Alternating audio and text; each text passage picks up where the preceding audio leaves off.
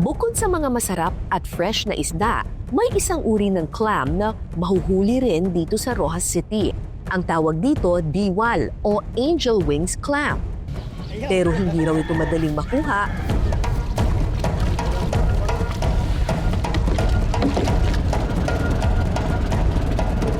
Ang grupo ni na Junior, sinusuong ang malalakas na alon makakuha lang nito.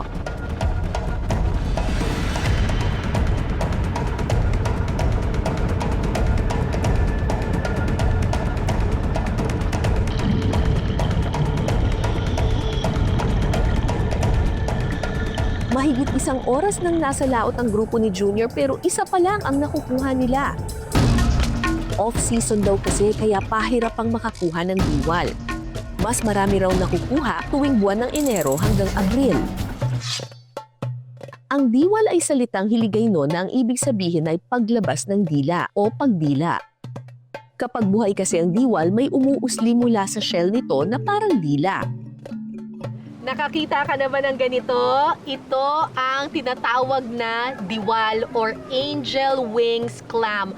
Pag binuksan mo raw itong shell na ito, para siyang pakpak ng anghel. Ito ang sinasabing prized possession ng Capiz kasi dito lang daw ito talaga madalas nakikita. Napakamahal po nito. Yung 1 kilo nito, so siguro mga 4 o 5 piraso, nagkakahalaga ng mga 350 to 400 pesos. Tapos, regulated na ito. Hindi pwedeng basta-basta ka lang kukuha ng diwal kasi muntik na itong maubos. Kaya merong specific areas lang dito sa Roxas City or specifically sa Capiz na pwede kang kumuha ng diwal. Kasama ko dito si Kuya Junior. Kayo ang kumuha nito?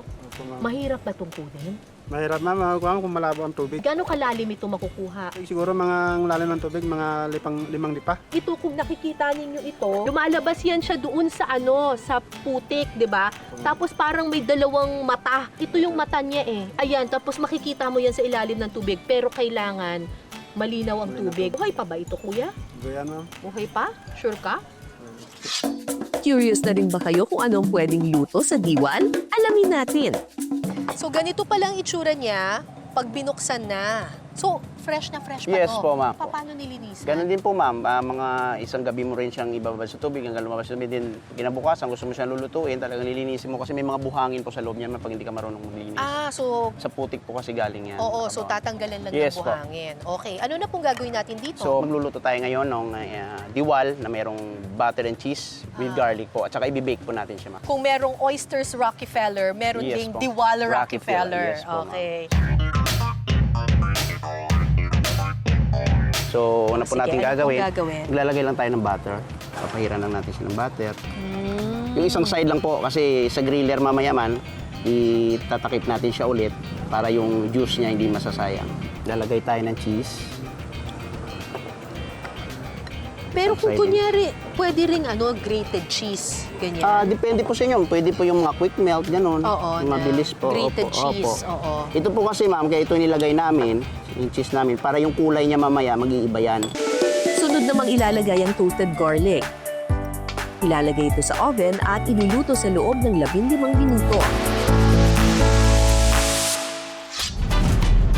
Maya-maya pa, pwede nang matikman ang Diwal Rockefeller. First time kong kumain ito, so I'm really excited. Diyos ko, ang mahal po nitong diwal eh. May season lang kung kailan ka pwedeng kumuha at kumain ng diwal.